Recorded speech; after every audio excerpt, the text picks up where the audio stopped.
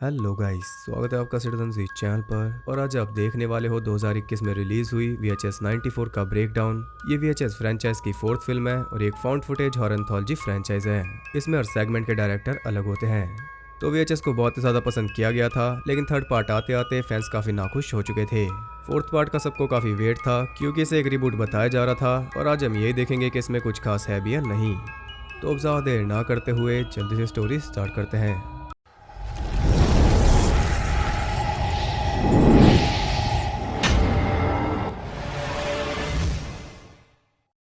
Main segment का नाम है होली हेल।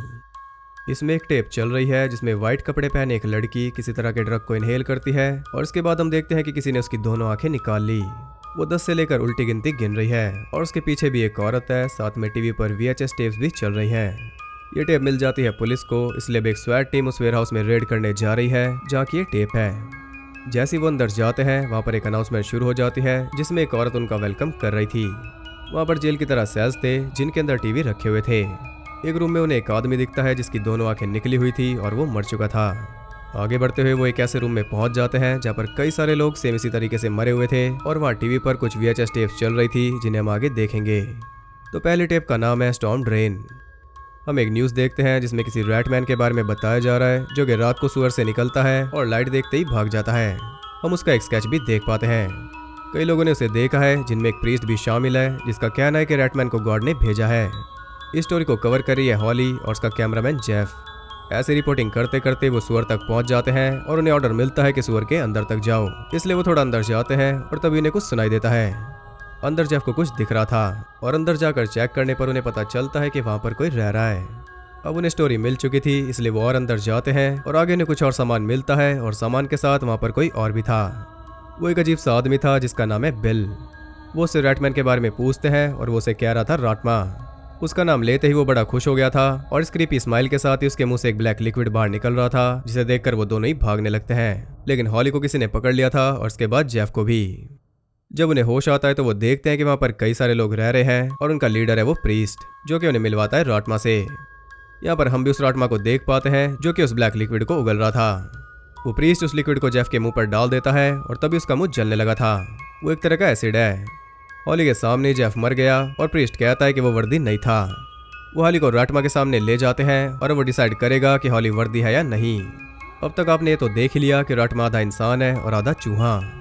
खैर, अब हम फिर से आ जाते हैं न्यूज़ पर, और हमें पता चलता है कि हॉली को रेस्क्यू कर लिया गया था, और अब वो ऑफिस में भी आ चुकी है। अजीब बात यह है कि वो राटमा का गुणगान कर रही है, और अचानक बोलते बोलते वो अपने साथी के ऊपर उस लिक्विड को उगल देती है, जिससे वो भी जलकर मर गया था, और पूरे ऑफिस में अफरा तफरी मच गई थी। लेकिन हॉली कह रही थी कि राटमा की पूजा करो। यहीं पर यह टेप एंड हो जाती है। यहाँ मेन स्टोरी में वो सब आगे बढ़कर पहुंच जाते हैं एक ऐसे रूम में जिसे एक चर्च की तरह बनाया हुआ था। वहाँ पर कई सारे पुतले बैठा रखे थे, लेकिन आंखें वहाँ पर भी असली थी। सामने एक बड़ी स्क्रीन थी जिसमें हम अगली टेप को देखेंगे, जिसका नाम है द एम्प्टी वेक।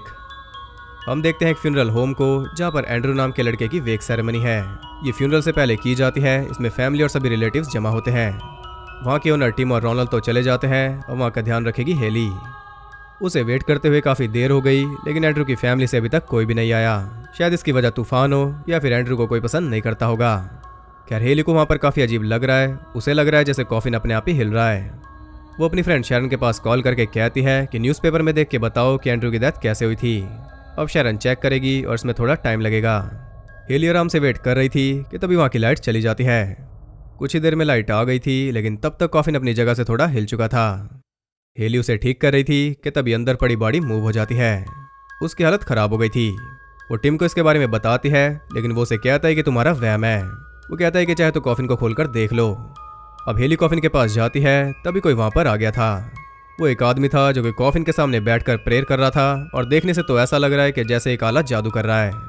अपना काम करके वो चला जाता है, और तभी हेली के पास शैरन का फोन आता है, और वो बताती है कि एंड्रू वही लड़का है जो चर्च के ऊपर से कूदकर मरा था। 1 घंटे तक वो चर्च की छत पर बैठकर बोलता रहा, और जैसे ही फैमिली चर्च में आने लगी वो उनके सामने कूदकर मर गया। तो अब आप समझ गए होंगे कि कोई भी उसके वेक पर क्यों नहीं आया, क्योंकि वो अनहोली है, यानी कि इविल।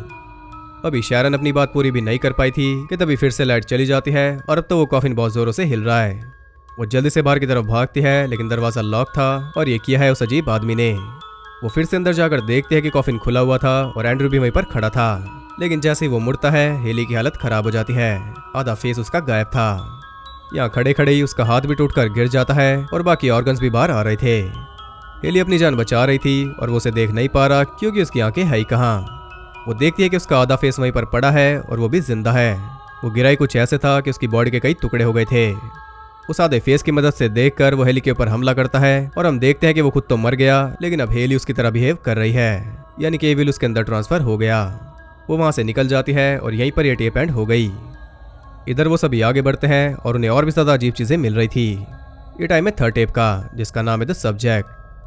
हम देखते हैं क्रेजी डॉक्टर को जो कि इंसानों पर बड़ी भयानक एक्सपेरिमेंट्स कर रहा है। वो चाहता है कि इंसान और मशीन एक हो जाएं, यानी कि वो सुपर ह्यूमन बनाना चाहता है, लेकिन अभी तक वो पास नहीं हो पाया और इस समय उसने कई इंसानों की जानें ली हैं। अब उसके पास दो नए टेस्ट सब्जेक्ट्स हैं, एक मेल और एक फीमेल। फीमेल की खोपड़ी खोलकर वो उसका दिमाग बाहर निकाल लेता है और मेल के साथ उसके कुछ अलग प्लान्स हैं। खैर काफी टाइम बाद फीमेल को होश आता है और अब हम उसी की आंखों से सब कुछ देख पा रहे हैं, जो कि आंखें नहीं बल्कि कैमरा है, यानी कि एक्सपेरिमेंट कामयाब हो गया। इसलिए डॉक्टर इतना खुश है और अपनी इस क्रिएशन को उसने नाम दिया है नियो ह्यूमन का। फीमेल थोड़ा इधर उधर देखती है तो उसे पता चलता है कि उसका एक हाथ है ही नहीं। वो डॉक्टर मेल के ऊपर भी काम शुरू करता है और इसके सामने उसका हाथ और सर काट कर अलग कर देता है। हाथ की जगह उसने लगाया एक बड़ा सा ब्लेड। यहाँ में न्यूज के थ्रू पता चलता है कि ये डॉक्टर वांटेड है और साथ में हम फीमेल की फोटो भी देख पाते हैं। वो 1 महीने से गायब है और उसे भी ढूंढा जा रहा है। फीमेल ने भी अपनी फोटो को पहचान लिया था, जो कि डॉक्टर के लिए काफी अजीब है क्योंकि उसके हिसाब से तो फीमेल की सारी यादें मिट जानी चाहिए थी। अब इसका इलाज तो करना ही पड़ेगा। डॉक्टर उसके साथ छेड़छाड़ कर रहा था कि तभी वो फ्री होकर उस पर अटैक कर देती है। ये बात डॉक्टर को पसंद नहीं आती, इसलिए वो उसे मार रहा था और तभी वहाँ कोई आ जाता है। वो एक स्वैट टीम थी जो कि अपने साथ कैमरा भी लाई है और कैमरा के सामने ही वो डॉक्टर को भून देते हैं। इसके बाद वो फीमेल के पास पहुंचते हैं और वो उसे पहचान गए थे, लेकिन उसके हालात इतने बुरे हैं कि वो उसे वापस नहीं ले जा सकते क्योंकि उसकी फैमिली उसे देखकर सदमे में चली जाएगी। वो उनसे हेल्प मांग रही थी, लेकिन क्योंकि अब वो कोई इंसान नहीं है इसलिए कैप्टन उसे गोली मार रहा था। तभी लाइट चली जाती है और मौका देखकर फीमेल छुप गई थी। वो देखते हैं कि दरवाजा लॉक हो गया है। गोली मारकर वो उसे खोल देते हैं, लेकिन एक ट्रैप था। उसे खोलते एक ब्लास्ट होता है जिसकी चपेट में कई आदमी आ गए थे। तभी एक रिकॉर्डिंग प्ले होती है जिसमें डॉक्टर बोल रहा था और वो कहता है कि जिसने भी घुसपैठ की है वो जिंदा बच के नहीं जाएगा, यानी कि डॉक्टर ने पूरा इंतजाम करके रखा था और वो इंतजाम है मेल, जो कि बेखुकार नियो ह्यूमन बन चुका है।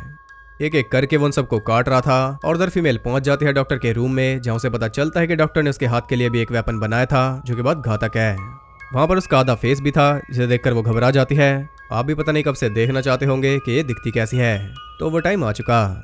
वहां पर एक मिरर था जिसमें वो खुद को देखती है और उसे यकीन नहीं हो रहा कि डॉक्टर ने उसका ये हाल कर दिया। ये तो फिर भी बड़ी है। वहां पर एक बच्चा भी था जिसका ये हाल किया हुआ था और साथ में और भी कई सारे टेस्ट सब्जेक्ट्स थे जिनमें से कुछ जिंदा भी थे। फिर अचानक फीमेल के ऊपर अटैक होता है, तभी उसे वो हथियार मिल जाता है जो डॉक्टर ने उसके लिए बनाया था। उसे हाथ पे फिट करके वो लाशें बिछाते हुए आगे बढ़ रही थी और गोर इस मूवी का एकदम भयंकर है। इतनी ज्यादा यूनिक किल्स इसमें दिखाई गई हैं कि पूछो मत। आखिर में फीमेल को उनका कैमरामैन मिलता है जिसका नाम है जोनो और ये उसकी हेल्प करना चाहता है। वो उसे बाहर निकाल रहा था कि तभी कैप्टन आकर उस पर हमला कर देता है और वो उसे खत्म करने वाला था कि तभी जोनो कैप्टन को ही मार देता है, क्योंकि इससे ज्यादा इनह्यूमन तो वो था। वो फीमेल को उठा रहा था कि तभी मेल वहां पर पहुंच जाता है और वो एक एक करके उसके हाथ पैर चीर रहा था। तो फीमेल उसका दिमाग निकाल लेती है जिससे उसका काम हो गया था और जोनो भी मर चुका। फीमेल उठकर वहां से निकल जाती है और इसी के साथ ये टेप एंड हो जाती है।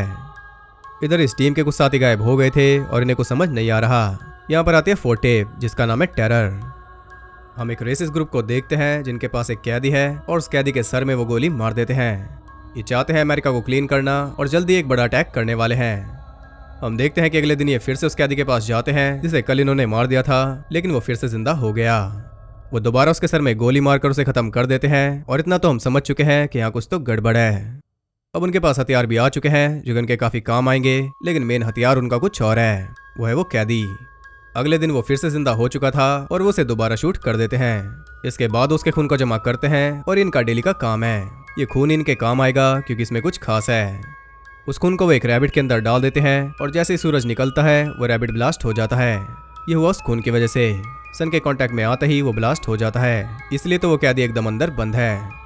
ये डेली उसके सर में छेद करके उसका सारा खून निकाल लेते हैं, क्योंकि इनके मुताबिक वो गॉड का भेजा हुआ एक सुपर वेपन है जो उनकी हेल्प करेगा अमेरिका को क्लीन करने में। और क्लीन करने का मतलब ये है कि वहाँ पर सिर्फ व्हाइट लोग ही रहेंगे।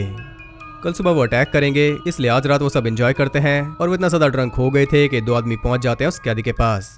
सामने है स्टीव और कैमरा है बॉब के पास। ये आए हैं इसके मजे लेने। स्टीव उसे उठाता है तो अभी उसका खून चला जाता है उसके मुंह में। अगली सुबह जब वो उठते हैं तो देखते हैं कि उनके एक साथी को किसी ने मार दिया था। अभी वो कुछ समझे भी नहीं थे कि तभी अंदर से एक सर बाहर आता है, जिसे देखकर एक आदमी अंधाधुंध फायरिंग स्टार्ट कर देता है और इसमें कई लोग मारे जाते हैं। तब एक आदमी उसे भी मार देता है क्योंकि वो रुक नहीं रहा था। तभी स्टीव बाहर आता है और बाहर आते ही वो ब्लास्ट हो जाता है। अगर आप नहीं समझे तो बता दूं कि यहाँ पर अलग ही तरह का वैम्पायर कॉन्सेप्ट चल रहा है। अंदर जो कैदी बंद है वो एक वैम्पायर है, इसलिए वो नहीं मरता और उसका खून जिसमें भी डालेंगे वो भी वैम्पायर बन जाएगा, जैसे कि स्टीव बन गया। और आप जानते हो कि धूप में आते ही वैम्पायर जल जाते हैं, तो इसमें भी वही हो रहा है, बस जलने के बजाय वो ब्लास्ट हो रहे हैं। अब जितने आदमी बचे थे वो सब अंदर जाते हैं उस वैम्पायर को मारने के लिए, क्योंकि अगर रात हो गई तो वो बाहर निकल जाएगा। वो सब गए तो थे उसे मारने के लिए, लेकिन उल्टा वही उन्हें मार रहा था। या हम उसका असली चेहरा भी देख पाते हैं, जिससे वो इन्हें खा रहा है। एक एक करके वो उन्हें मार देता है और आखिर में बचा था उनका हेड, जिसे वो थोड़े अलग तरीके से मारता है। यूवी लाइट ऑन करके वो खुद भी ब्लास्ट हो जाता है और अपने साथ उसे भी मार देता है। यहीं पर ये टेप एंड हो जाती है। अब हम आ जाते हैं मेन स्टोरी पर। इस टीम का भी वही हाल हो गया है जो कि वहां पर बाकी सबका है, क्योंकि उस टीम के 2 मेंबर भी इस कल्ट का हिस्सा हैं। जी हाँ, ये कल्ट है जो कि इस तरह की VHS टेप्स में डील करता है, थोड़ा बहुत डार्क वेब की तरह। दुनिया भर से ऐसी क्रीपी वीडियोस जमा करते हैं क्योंकि इनकी एक मार्केट है, और कुछ वीडियोस तो ये खुद भी बनाते हैं। इस तरह ये कल्ट काम करता है। इस कल्ट के मेंबर आम लोग ही हैं जो कि रेगुलर जॉब्स करते हैं, जैसे कि ये दोनों स्वैट टीम में थी। इनकी टीम के हाथ एक टेप लग गई थी, इसलिए इन दोनों ने पूरी टीम को यहाँ लाकर खत्म कर दिया, और इस तरह इन्हें कुछ और वीडियोस मिल गई। तो इसी के साथ ये मूवी एंड हो जाती है। अब आप में से कईयों को लगेगा कि ये क्या था, लेकिन ये फ्रेंचाइज ऐसी है और इसीलिए इसकी इतनी बड़ी फॉलोइंग है। इसमें हम कुछ क्रेजी कॉन्सेप्ट देखते हैं, वो भी एकदम रॉ, जैसे कि इसमें भी था, और खून खराबा तो आपने देखा ही। तो क्या ये मूवी बाकी पार्ट से बेहतर है? ये कह पाना तो मुश्किल है, क्योंकि ये कुछ बहुत ज्यादा खास तो नहीं थी, जैसा कि इसके बारे में बताया जा रहा था। फिर भी ये काफी अच्छा वे था इस फ्रेंचाइज को रिफ्रेश करने का, और मेरे ख्याल से ये फ्रेंचाइज आगे बढ़ सकती है। अब अगर आप सोच रहे हो कि इसके टाइटल में 94 क्यों है, तो वो इसलिए क्योंकि ये मूवी 1994 में बेस्ड है और एक टेप 94 की थी। इस मूवी का आइडिया दिया था डेविड ब्रकनर ने, और वो इस पे काम भी करने वाले थे, लेकिन वो हेलरेजर के रिबूट में बिजी थे, इसलिए नहीं कर पाए। इसमें मेरी फेवरेट टेप थी वैम्पायर वाली कॉन्सेप्ट के हिसाब से, क्योंकि इसमें वैम्पायर्स के ऊपर एक अलग ही टेक था, और मुझे ये सब काफी पसंद है। पुराने चलते आ रहे कॉन्सेप्ट को तोड़कर अगर कोई कुछ न्यू ट्राई करे तो मुझे वो काफी पसंद आता है। और अगर वैसे देखें तो सबसे सुपीरियर थी थर्ड टेप। उसमें बहुत ज्यादा एफर्ट डाले गए हैं, वो आप क्लियरली देख सकते हो। उसमें हर एक चीज टॉप नॉच है। उसी टेप की वजह से ये मूवी याद रखी जाएगी। तो आप बताइए कि आपकी फेवरेट टेप कौन सी रही, और अगर आपको वीडियो पसंद आई तो उसे एक लाइक जरूर करना। और ऐसी और इंटरेस्टिंग वीडियोस देखते रहने के लिए चैनल को सब्सक्राइब करके बेल नोटिफिकेशन कॉल पर सेट कर लो, ताकि नोटिफिकेशन भी वैम्पायर की तरह आपको साथ लेकर जा सके। तो मैं जल्दी मिलता हूँ आपसे अगली वीडियो में, तब तक के लिए सबको बाय।